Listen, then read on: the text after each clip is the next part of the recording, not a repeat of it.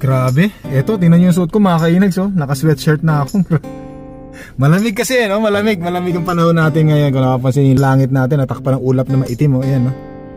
O yan, ganyan. Nako po, masyado yatang napakaaga ngayon para magsuot tayo ng ganitong kasuotan, sweatshirt, no?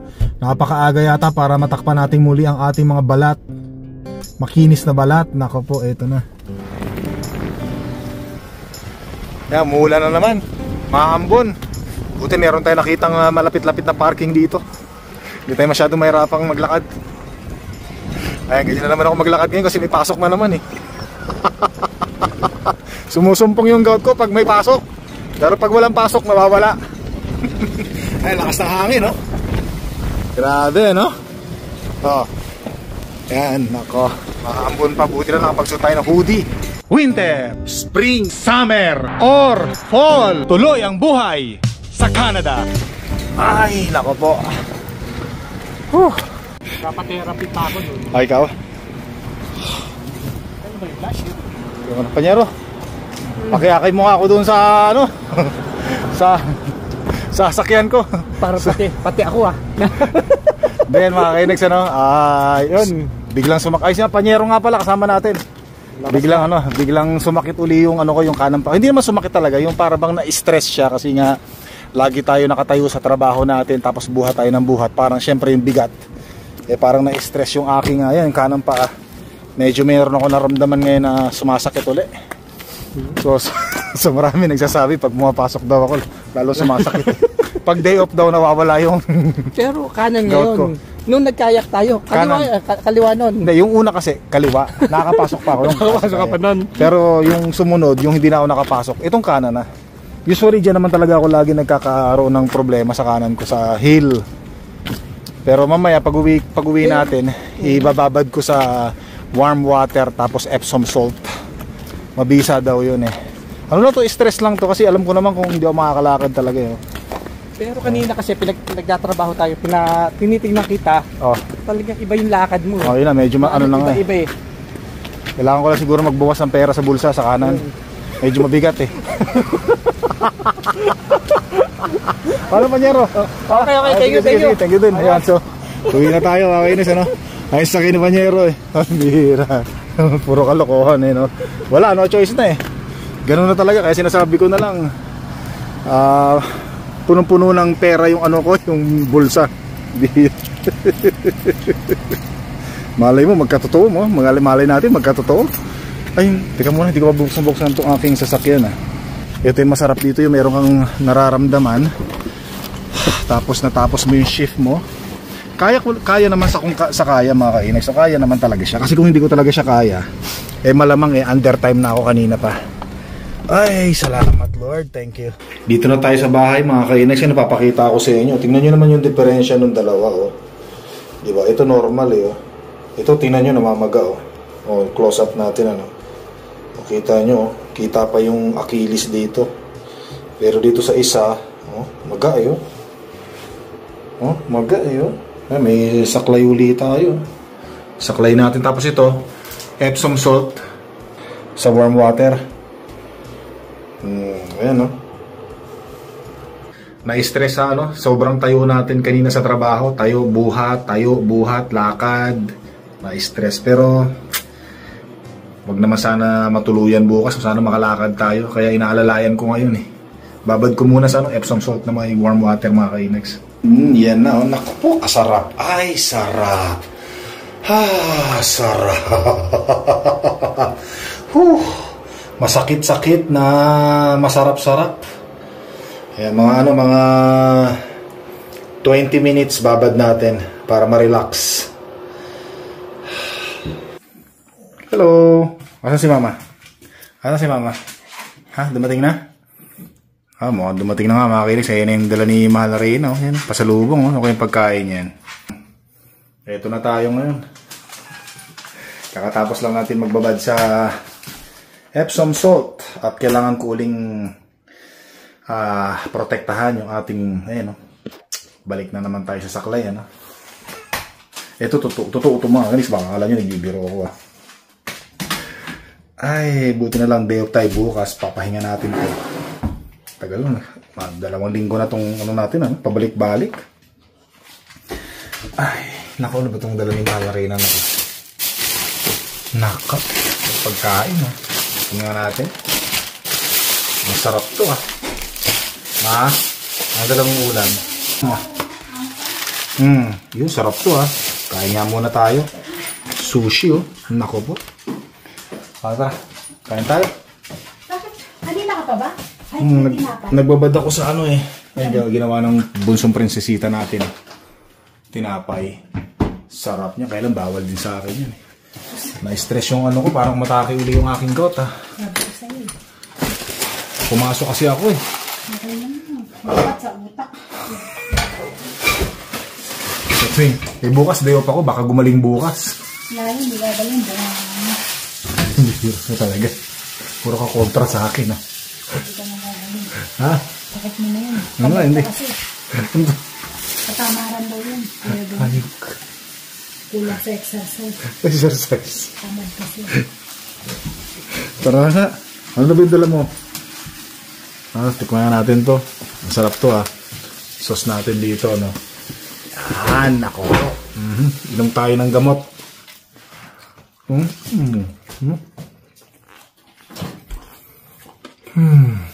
Tulog na muna ako ha. Papaano ko muna to, ha? Sa lapag? Bira naman to, talagang alipusta mo ako. Sige na, good night. So bukas na tayo magkita mga kinis, ano? At sana umayos itong pa ko. Magandang araw ulit sa inyo mga kainags, ano? Yeah, pakita ko sa inyo yung, ano, yung ating injury sa kanang paa. Medyo yung pagkagising ko naman ngayon ay umokay naman siya, awa ng Panginoon. Maraming salamat sa Panginoon. Yan, kung ikukumpara natin kagabi, grabe ano. Siguro dahil uminom tayo ng gamot, tsaka naipahinga ko yung ilang oras na pagtulog natin. Actually, kagigising ko lang, ano oras ba ngayon? Mag-alas 11 na ng umaga, mga kainags, ano. Natulog ako kagabi ng alas 12, tapos syempre, paputol-putol yung tulog ko, kailangan ko pumunta ng washroom.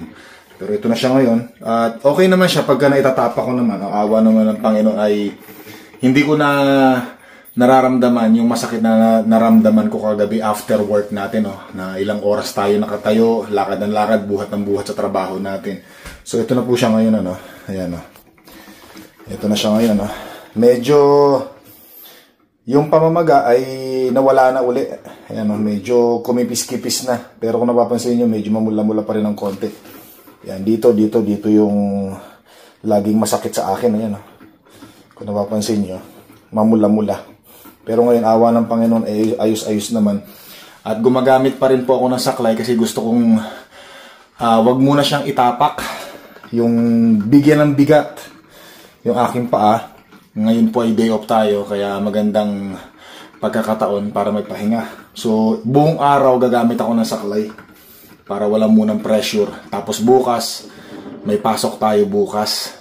Tingnan natin kung makakapasok tayo. Pero tingin ko naman makakapasok tayo. Pero kung alanganin, gusto ko siyang ipahinga talaga kasi baka mamaya pag pinasok ko na naman mas lalong tumagal yung nararamdaman natin. So mag-iilang linggo na to. Pabalik-balik, no? 2 linggo na. Nawawala pag naipahinga ko. Tapos pagka bumalik ako sa trabaho, yun, na-stress. Pag nagbubuhat tayo, nagtatrabaho tayo. Masyadong physical kasi yung trabaho natin, kaya siguro, ganyan, bumabalik.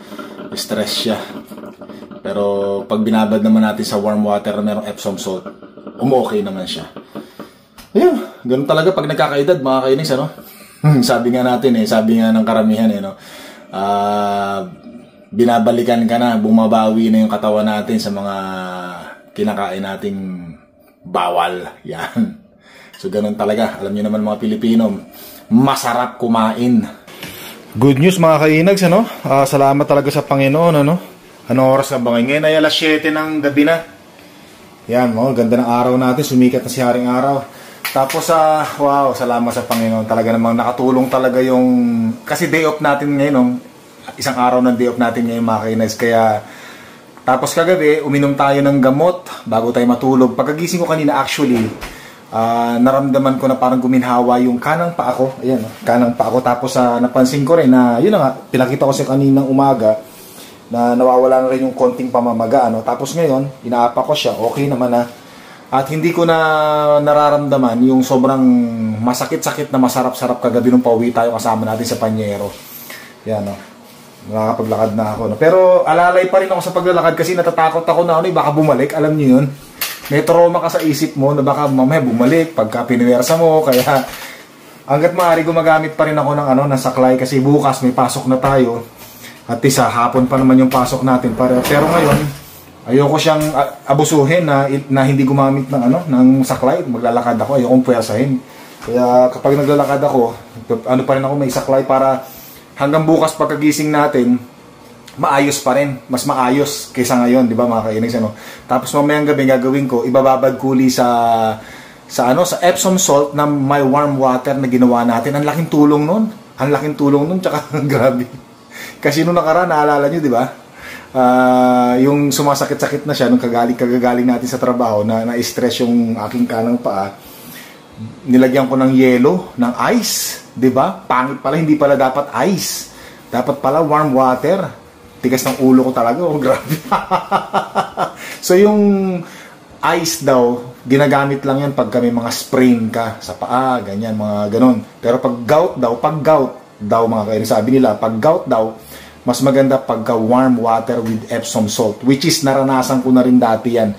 So sabi sa akin ni Mahal na rin, tigas-tigas kasi ng ulo mo.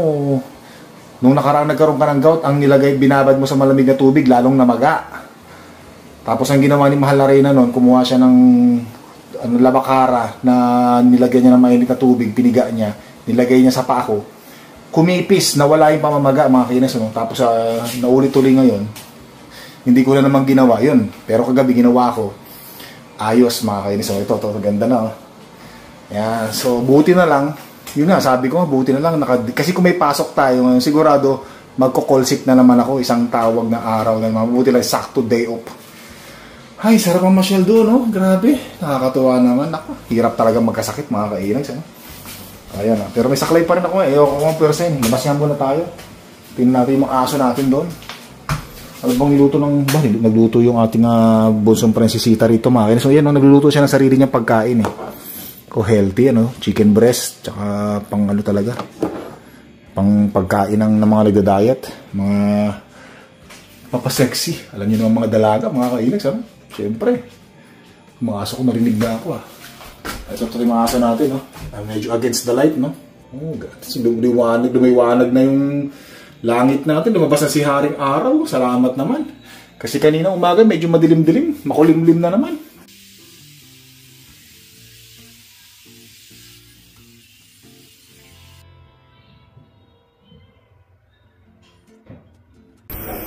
Dito muna tayo sa labas, simoy-simoy na higop ng simoy ng hangin mga kainags.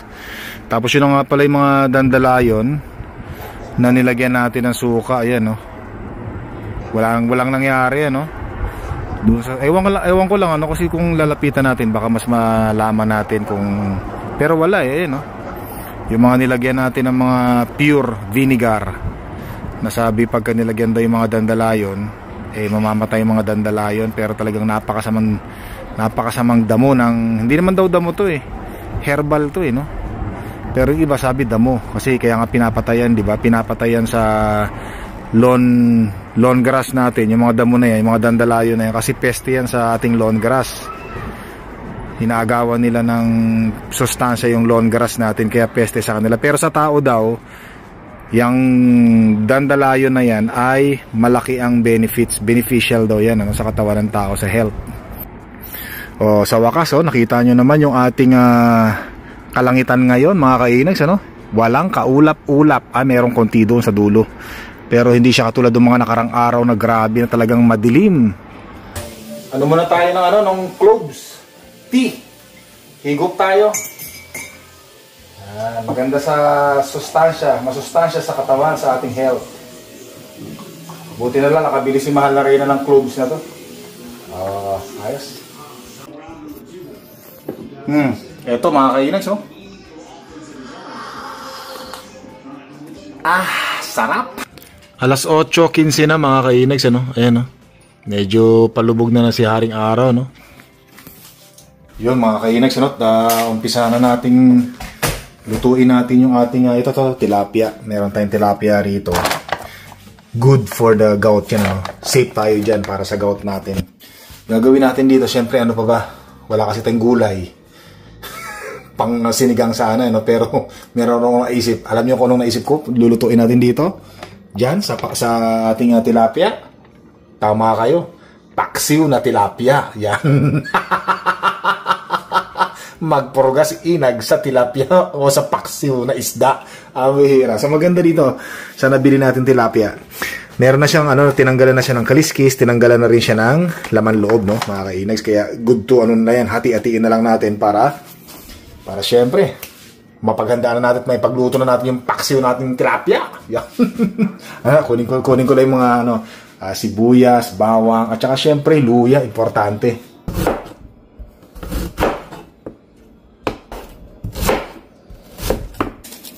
Yan, lagay na natin yung sibuyas at saka luya dito sa kaldero. Tapos maya-maya ng konti, linisan natin yung ating tilapia. Yan. Oh. Puwera lang yung hasang, meron pang hasang yan dito sa ulo niya, no. Yun na lang tatanggalin natin ito. Yan. Pero yung laman loob wala na. Oh, yan na mga kinex, nilagyan na natin yung tilapia natin, kompleto na yan. Sasalang na lang natin sa kawali. Sa stove.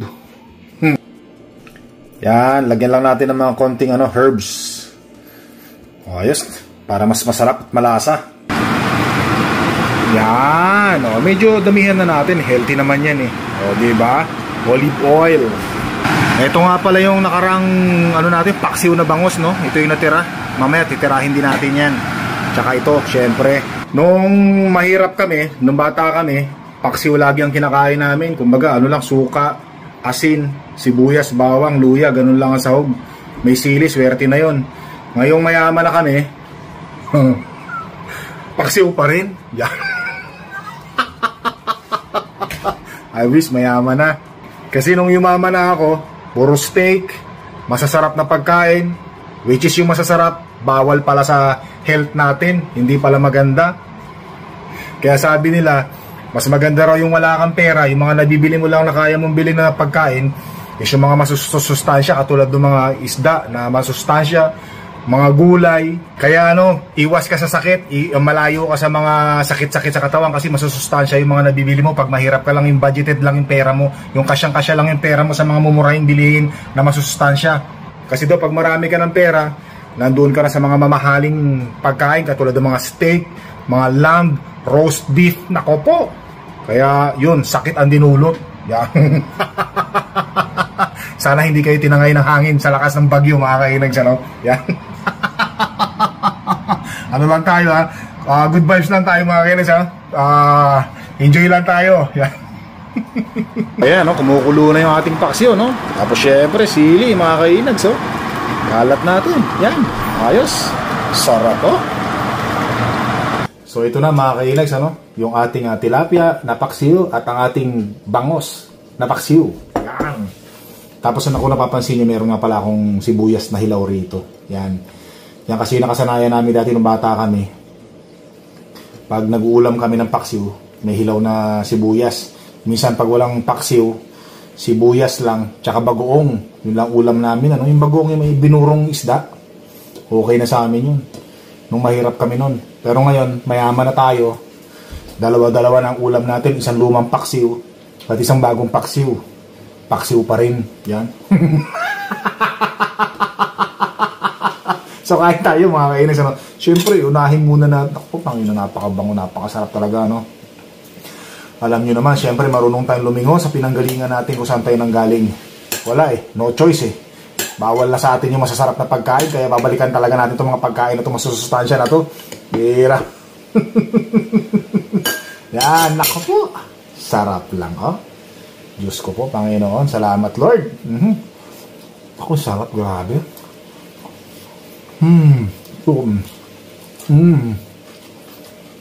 Grabe, sarap nung tilapia na paksiw. Perfect kung niluto ko ng paksiw, Tsaka mas madaling tanggalin ng tinik yung paksiw na tilapia. Isdang tilapia. Kaysa sa bangus, ano? Yun. Magandang araw sa iyo, mahal na Reyna, no? Yan mga kinex, ano, magandang araw sa inyo. Naku, napakaganda talaga ng araw natin ngayon. At dahil ang ating, syempre naman mga kinex, ano? Normal na yung lakad natin. Hindi na tayo pa ika-ika. Grabe. Normal na yung lakad natin, no? Naya! Pagbalik mo mamaya. Ano? Bihira ka talaga, kontrabida ka talaga. Talagang kinokontra mo ako, bihira ka. O, di ba? O, talagang mabisa talaga yung warm water with Epsom salt pagkatapos natin magtrabaho. O, sa gabi, ibababad, ano? Pag may gout. Normal ako. Sarap na pakiramdam ko na wala na yung sakit, ano? Oh, kita nyo, tinilakad ko mga kinis, oh. Nakakatuwa naman. Yung niluto ng ating prinsesita, mahal na Reyna. Napakasarap nito. Manang-mana talaga sa ating prinsesita sa pagluluto ng magandang klaseng tinapay. Galit. Dami talaga naman. Ano kinakain mo to? Natingnan mo ba to? Sarap to. Ako tayong tasa mga kainis. Coffee muna kami ni mahal na Reyna at magututang dila muna kami. Gising lang namin.